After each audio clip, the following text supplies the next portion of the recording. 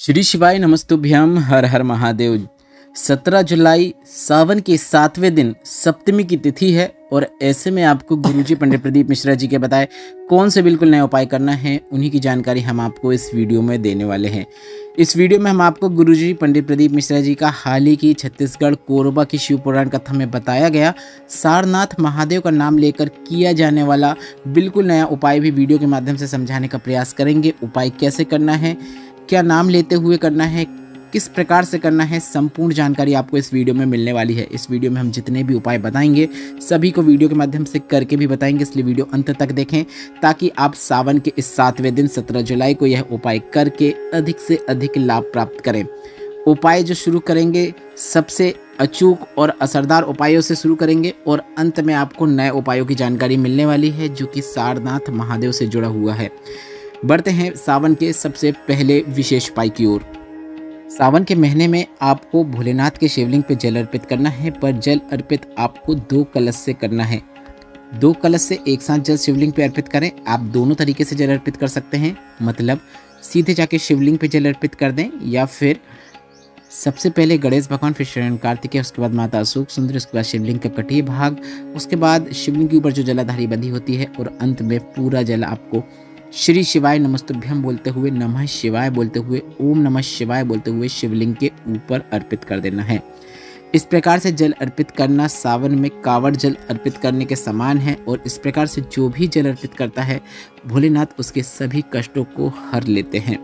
बढ़ते हैं सावन के अगले सबसे विशेष मनोकामना पूर्ति उपाय की ओर। गुरुजी पंडित प्रदीप मिश्रा जी ने पिछले वर्षों की शिव पुराण कथा में सावन के महीने में किए जाने वाले विशेष मनोकामना पूर्ति उपाय की जानकारी दी थी, जो कि 108 सामग्री से संबंधित है।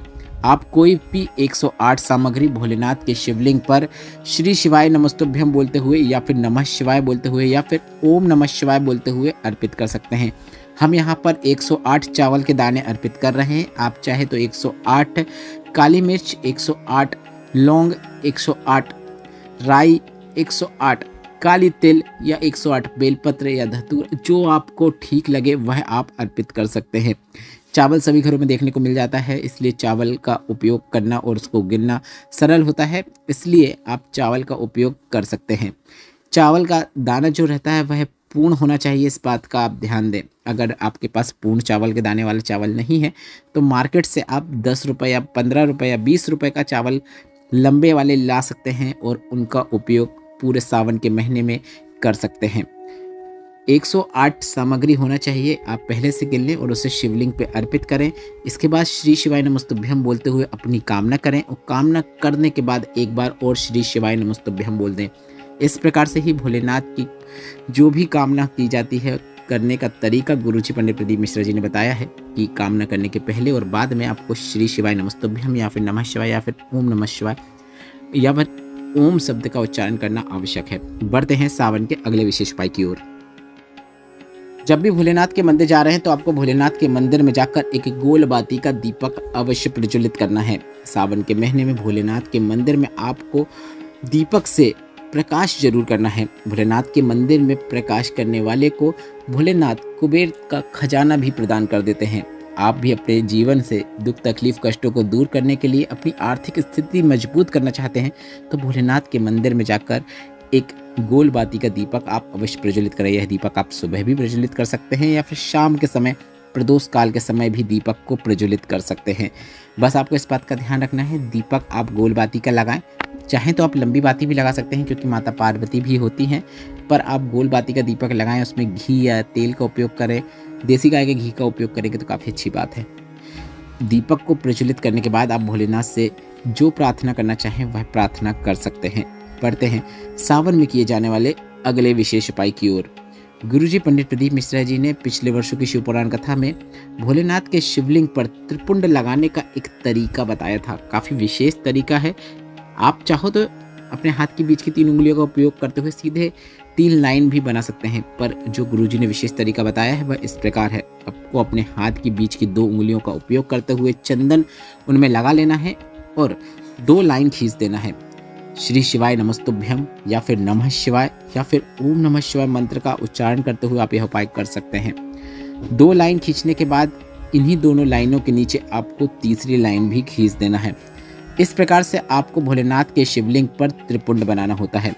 तीसरी लाइन खींचते समय आप अपने अंगूठे की बाजू वाली उंगली का उपयोग करें। आप वीडियो में देखकर समझ सकते हैं, 3 उंगलियों का उपयोग करते हुए हमने चंदन का उपयोग करके त्रिपुंड बनाया है। पहले हमने हाथ की बीच की दोनों उंगलियां का उपयोग किया और अंत में अंगूठे की बाजू वाली उंगली का उपयोग किया।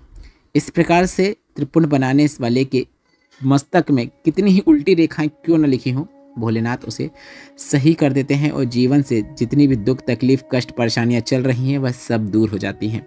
यह उपाय आपको सावन में प्रतिदिन मतलब रोज करना है, या फिर आप जब भी भोलेनाथ के मंदिर जाएं तब आप कर सकते हैं। अगर आपके घर में भोलेनाथ का शिवलिंग है तो आप यह उपाय घर पर भी कर सकते हैं।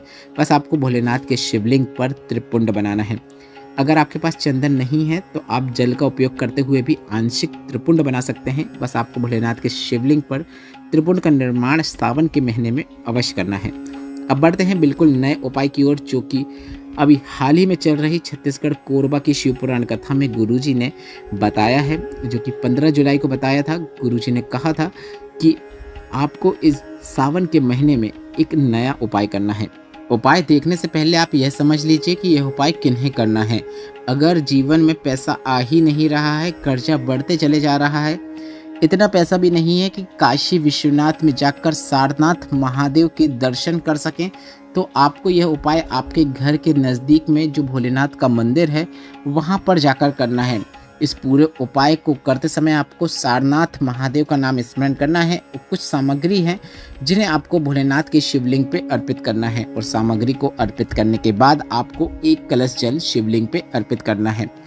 कौन कौन सी सामग्री है आप ध्यान से सुनिए, आप वीडियो में देखकर समझ सकते हैं। हमने सभी चीज़ें अर्पित की हैं, बस संख्या कम हो गई है क्योंकि हमारे पास पर्याप्त मात्रा में पुष्प और बेलपत्र नहीं था, पर सभी चीज़ें हैं। आप देखकर समझ सकते हैं। जब उपाय करेंगे तो आपको उतनी ही लेना है जितनी हम बता रहे हैं। आपको 5 बेलपत्र लेना है, 5 कनेर के पुष्प लेना है, 5 दूर्वा लेना है और 5 काली तिल लेना है।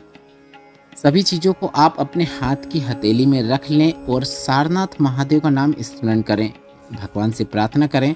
कर्जा बढ़ते ही चले जा रहा है, पैसा आ ही नहीं रहा है, कुछ समझ में नहीं आ रहा है क्या करें, बहुत प्रयत्न कर लिया, सफलता देखने को नहीं मिल रही है, अब आपको ही संभालना है। इसके बाद 5 बेलपत्र, 5 कनेर के पुष्प, 5 दूर्वा और 5 काले तिल को सारनाथ महादेव का नाम स्मरण करते हुए शिवलिंग के ऊपर अर्पित कर देना है।